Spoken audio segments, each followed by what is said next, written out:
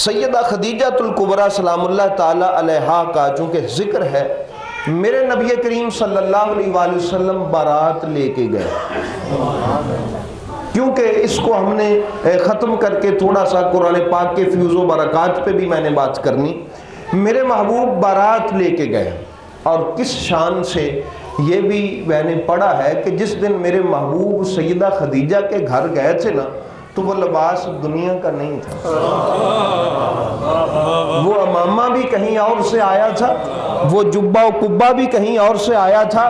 حضرت ابو طالب نے اپنے بھائیوں سے کہا تھا، آپ نے میرے محبوب کے چچاؤں سے کہا تھا، فرمایا ایک چادر لے لو اور میرے بھتیجے کے سر پہ تان دو، بڑا خوبصورت لگ رہا ہے، کہیں دیکھنے والے کی نگاہ سے محفوظ رہے۔ اس طرح انداز میں حضرت سیدنا حمزہ رضی اللہ تعالی عنہ وعلیہ السلام، آپ نے عصا پکڑا ہوا تھا، آگے آگے آپ کی سرداری کا اعلان کرتے جا رہے ہیں۔ اب وہاں چونکہ وہ ملیکۃ العرب تھی، سیدہ التجار تھیں، اور انتہا درجے کی مال و دولت کی حامل تھیں، اربوں پتی خاتون تھیں، ان کے ہاں بارات کے جو میل تھا وہ سارا ہی شہر تھا، سارا ہی شہر تھا۔ اب انہوں نے سب کو بٹھایا ہوا ہے، سوائے ابو جہل کے سارے اٹھ کے کھڑے ہوئے، اور ابو جہل کو حضرت حمزہ نے کھڑا کیا۔ وہ کبھی انشاءاللہ وہ کیسے کھڑا کیا تھا وہ بھی بڑی مزے کی بات۔ ابو جہل کو حضرت حمزہ نے کھڑا کیا، جو اسد اللہ و اسد الرسول ہیں، انہوں نے اٹھا کے کھڑا کیا تھا۔ تو اب میرے محبوب کریم علیہ السلام بیٹھے، اب خطبہ نکاح دیا حضرت سیدنا ابو طالب نے، خطبہ نکاح دیا جناب ابو طالب نے۔ اچھا، اب مجھے تھوڑا سا یہ بات آپ ذہن میں رکھیں کہ جب مولا علی کا نکاح ہوا نا، اس کو اللہ نے نکاح آسمانوں پہ پڑھا۔ کہاں پڑھا؟ آسمانوں پہ۔ کس کا نکاح؟ مولا علی کا۔ بھئی اس کا بھی خود ہی پڑھ دیتے، یہ تو محبوب ہے، سوچنے کی بات ہے، کہہ دیتے کہ میں نے وہاں پڑھ دیا ہے نکاح، نہیں فرمایا، بتا دیا کہ ابو طالب کا نکاح پڑھنا اور میرا وہاں پڑھنا کوئی دوسری بات نہیں ہے، کیونکہ محبوبوں کے فعل ایک دوسرے کے ساتھ، جس طرح اللہ نے فرمایا وَمَا رَمَيْتَ إِذْ رَمَيْتَ وَلَكِنَّ اللَّهَ رَمَا، کہ محبوب کا پھینکنا ایسے ہی ہے جیسے میرا پھینکنا۔ تو برادران اسلام، اسی طرح حضرت ابو طالب کا نکاح پڑھنا ایسے ہی ہے جیسے میرا نکاح پڑھنا۔ تو یہ شان ہے جناب سیدنا ابو طالب کی کہ امام الانبیاء کے خطبہ نکاح کے لیے چنا تو جناب ابو طالب علیہ السلام کو چنا، ان کو چنا۔ تو انہوں نے جن الفاظ سے نکاح کا خطبہ پڑھا وہ شروع یہاں سے ہوتے ہیں، الحمدللہ الذی جعلنا من ذریۃ ابراہیم و ذرع اسماعیل۔ فرمایا خداوند ذوالجلال اللہ کا شکر ہے، الفاظ پہ توجہ کریں، کس کا شکر ہے؟ اللہ کا شکر ہے۔ اب اللہ کا شکر کافر تو نہیں نہ ادا کرتے، لفظ اللہ سے کہ جس نے ہمیں ابراہیم علیہ السلام کی آل اور ان کی اولاد میں اسماعیل علیہ السلام کی اولاد میں پیدا کیا، اور وہ ہمیں آل ابراہیم بنایا، اور قیامت تک آنے والے درود ابراہیمی پڑھنے والوں کو حضرت ابو طالب نے میسج دے دیا کہ تم مانو یا نہ مانو، لیکن جب بھی تم اپنی نماز میں درود ابراہیمی پڑھو گے تو اس میں ابو طالب کا ذکر ہوگا، اس کی اولاد کا ذکر ہوگا۔ تو یہ فرمایا کہ یہ انہوں نے پڑھا۔ اور برادران اسلام، بہت ساری کتابوں میں مختلف الفاظ ہیں خطبوں کے، مگر میں قربان جاؤں، جو الفاظ میں نے، بہت ساری روایات ہیں، چونکہ یہ جو احادیث اور روایات ہوتی ہیں مختلف طرق سے ہوتی ہیں، مختلف اسانید ہوتی ہیں، اس کی مختلف سندیں ہوتی ہیں، مختلف راوی ہوتے ہیں جو کہتے ہیں کہ ہم نے سنا حضرت ابو طالب نے ایسے پڑھا، ہم وہاں تھے، جناب ابو طالب نے ایسے پڑھا۔ خوبصورت الفاظ چن کے میں لایا ہوں آپ کی سماعتوں کو منور کرنے کے لیے۔ جن جن کی محبتیں وابستہ ہیں، جن کے دل دھڑکتے ہیں ان کی محبت میں، تو ان کے لیے الفاظ میں سنیں، سماعت فرمائیں۔ الفاظ کیا ہے؟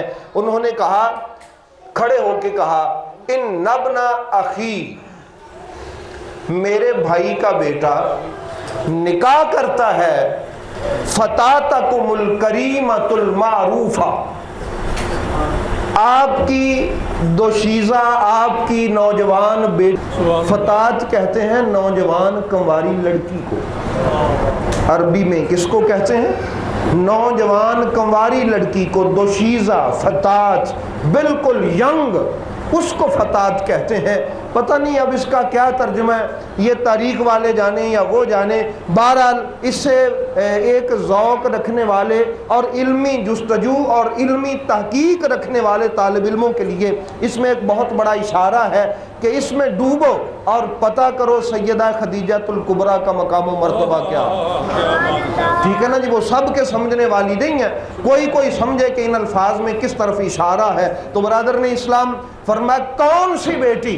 अल करीमा, जो करीमा है, वल मारूफा, और मशहूर है, बिल जूद वल इफ़ा, जो अपनी सखावत में और पाकीज़गी में पूरे अरब में सबसे मशहूर। मेरा भतीजा उसके साथ निकाह करता है जो मेरे भाई अब्दुल्ला का बेटा, जिसका नाम मोहम्मद है सल्लल्लाहु ताला अलैहि वसल्लम। अच्छा, अब अगले अल्फाज क्या हैं? हक महर का भी चूंकि ऐलान करना होता है। किसका ऐलान करना होता है? जिस तरह हम निकाह पढ़ते हैं कि इतने हक मार के इवज़ हमने उसको, आपके साथ बेटी को बताते हैं हम कि तेरा निकाह फलां के साथ हम कर रहे हैं, इतने हक महर से हमें इजाज़त है। ऐसे ही है ना जी। अब हक महर का ऐलान होना था तो बरादर ने इस्लाम, पता है जिसके घर में गए हैं वो कितनी अमीर है? जिसके घर में गए वो कितनी अमीर है? और वो इतनी अमीर है कि सोने की तारों का लिबास पहनती है और दूसरी बार वो नहीं पहनती। वो इतनी अमीर है कि जिसके घर में सोने चांदी का 1000 हावन दस्ता सिर्फ नौकरों के लिए है।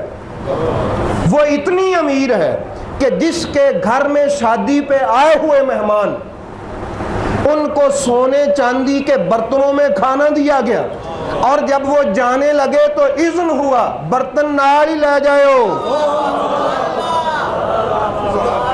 इतनी अमीर है, इतनी अमीर है कि सोने चांदी के बर्तनों में खाना दिया गया। आज शायद मुल्ला तड़प उठे, वो तो जी हराम है। फरमाया अभी ऐलाने नबूवत नहीं हुआ, अभी हलाल हराम का हुक्म हुआ नहीं है, अभी पिछले सारे सिलसिले चलते आ रहे हैं। सोने चांदी के बर्तनों में खाना दिया, फरमाया अपना अपना बर्तन नाल ही ले जाओ। इतनी अमीर है। और जिन लोगों के ट्रक है ना, वो जरा गौर से सुने, कितनी अमीर है सैयदा खदीजतुल कुबरा। 80,000 ऊंट, जिसका अरब, शाम और यमन के गिरदो नवा में हर वक्त सफर करता है। कितना ऊंट? 80,000। किसी का 100 ट्रक होवे ना, ਉਹਦੇ पब नहीं लगते पहुंचे पे मेरा 100 ट्रक चलता है, ते जेदा उस दौर च 80,000 ट्रक चलता होवे। समझ आ गई ना जी। 70,000 और 80,000 दोनों रिवायात हैं। इतनी अमीर है सैयदा खदीजतुल कुबरा सलामुल्लाह ताला अलैहा। ये भी एक तफसील है, कोई पूछ ले कि वो इतनी अमीर कैसे थी, तो बरादर ने इस्लाम जब ये मक्का पे कब्ज़ा कर लिया दूसरी बरादरियों ने, तो ये कुरैश के कुछ लोग किसी जगह पे, कोई किसी जगह पे, कोई किसी जगह पे चला गया। हज़रत खदीजा के जो अजदाद थे वो यमन में चले गए। यमन में वहाँ चूँकि कारोबारी इलाका था, वो बहुत अमीर होते गए, कारोबार करते गए। उनके जितने भी भाई थे, ईसाइयत का रवाज हुआ। अब ईसाइयत में एक रवाज था कि घर बार को छोड़ो, कारोबार को छोड़ो, अपने बीवी बच्चों को छोड़ो, माल रुपया पैसा छोड़ो, जंगल में चले जाओ और अपने अल्लाह को राज़ी करो। रहबानियत के नाम से जिसको आप जानते हैं, ये ईसाइयों में था, जिसको मेरे महबूब ने फरमाया मेरी उम्मत की रहबानियत इसमें इस्लाम में नहीं है। मेरी उम्मत अगर ऐसा करना चाहती है तो वो आखिरी 10 दिन रमज़ान के इत्काफ कर ले। ईसाइयों में था कि उन्होंने अल्लाह को राज़ी करना होता तो सारी ज़िंदगी के लिए घर बार, बीवी बच्चे, बैंक बैलेंस, कारोबार छोड़ते जंगलों में चले जाते। हज़रत सैयदा खदीजतुल कुबरा के जितने भी थे ना बड़े, उन्होंने एक ने दूसरे को अपना सौंपा जंगल में। پھر اس کو بھی یہ شوق آیا، عیسائیت تھی وہاں پر آ گئی، انہوں نے بھی وہاں ملتا ملتا سب سارے اپنے اجداد کی مال جائیداد کی وارثہ حضرت خدیجہ بن گئی، جو اربوں پتی بنی، جن کے 80,000 اونٹ عرب سے شام، یمن اور ہندوستان تک آتے تھے اور یورپ تک جاتے تھے۔ ایڈی امیر بی بی نو ہن حق مہر بھی تے پھر کوئی نہ کوئی دینا سی نا۔ اب دیکھیں اس کو کہتے ہیں سردار ہونا۔ علی کا بابا کھڑا ہوا، جناب ابو طالب علیہ السلام کھڑے ہوئے، اب حق مہر ایڈی امیر بڈی نو، کفر بھی ضروری ہے نا جی، اسلام میں برابری کی سطح پہ نکاح ہوتا ہے، اتنی تکڑی بی بی، اتنی امیر عورت، اس کا حق مہر اب کیا دیا جائے؟ ہائے ہائے ہائے ہائے، جب یہ روایت پڑھی نا میں نے، قربان جاؤں جناب ابو طالب سرکار کی سرداری کو میرا سلام۔ اینو سردار کہندے نے، جڑے الفاظ ہوں تسی سننے نا، جن کی محبت میں دل دھڑکتے نا، ان کے مولا علی کے باپ کی محبت میں، ان کو پتہ چلے گا اس کو سردار کہتے ہیں۔ پتہ نہیں کہاں ہیں وہ لوگ جو کہتے ہیں وہ بڑے غریب سن۔ حضرت ابو طالب اٹھے، اربوں پتی عورت کے لیے جو نکاح کا اعلان کیا آپ نے، ان سے کہا جو اس کا ولی تھا، آپ نے فرمایا وَمِنَ الْمَهْرِ عَلَيَّ، مہر میرے ذمہ ہے، کننا طلب تو کا، اے دسنا تسی ہیں تو دینا میں۔ اتنی امیر عورت، فرمایا جنہ تسی کہہ دو، جو منگو، آج میں حق مہر اپنے بھتیجے کا دے۔ تو یہ کہا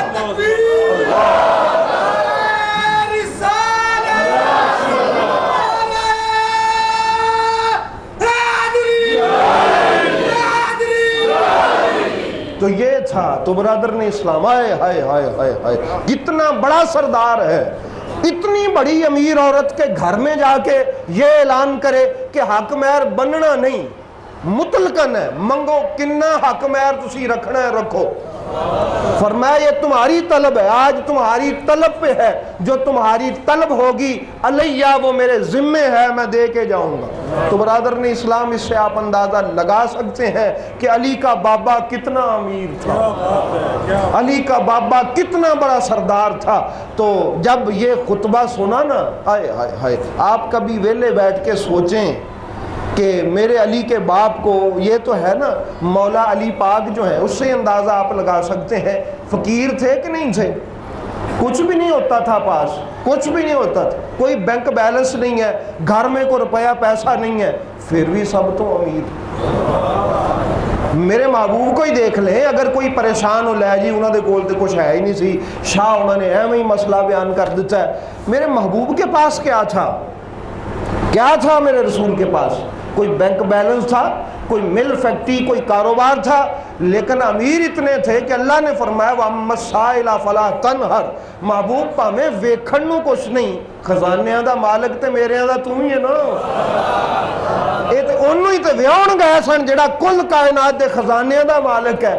مینوں لگدا میرے محبوب نے آکھیا تو ہوئے گا چاچا جی جو مرضی آکھیو، تسی کے دے نکاح لہن چلے ہو۔ تو اس لیے برادران اسلام، وَأَمَّا السَّائِلَ فَلَا تَنْهَرْ کی شان والا آج نکاح کے لیے جا رہا ہے۔ تو میرے جناب سیدنا ابو طالب نے ان الفاظ میں نکاح پڑھا۔ قربان جاؤں سیدہ خدیجہ پر بھی جب ان کے کانوں میں یہ آواز پڑی، انہوں نے اپنے غلام میسرہ کو بھیجا، انہوں نے کہا جاؤ جا کے میرے ولی کو بتاؤ کہ میری طرف سے اعلان کرے میں کوئی حق مہر نہیں لین واسطے نکاح کیتا، میں نے تو کسی اور لیے کیا ہے۔ کس لیے؟ فرمایا جا کے کہہ دو میرے پاک محمد صلی اللہ علیہ وسلم کو کہ وَحَبْتُ نفسی و مالی لِمُحَمَّد صلی اللہ علیہ وسلم، میں اپنا آپ بھی تے اپنی کل جائیداد بھی اپنے مصطفیٰ کو دے سب کچھ دے دیا میں بھی یودی، میرا مال بھی یودا، آج سے کچھ میرا نہیں ہے، یہ جو مرضی خیرات کرے۔ تو برادران اسلام، یہ انداز تھا سیدہ خدیجہ الکبریٰ کا۔ تے خوش ہونے والے پھر اتھے خوش ہوئے، سڑن والے اتھے سڑے، پریشان ہونے والے پریشان ہوئے۔ تو آج بھی یہ دونوں کمپنیاں موجود ہیں۔ جب شان مصطفیٰ کا اور میرے علی پاک کے بابے کے گھر کی فضیلت بیان ہوتی ہے تو جس طرح اس وقت پریشانی ہوئی تھی، آج بھی پریشانی میں مبتلا ہونے والی نسلیں موجود ہیں۔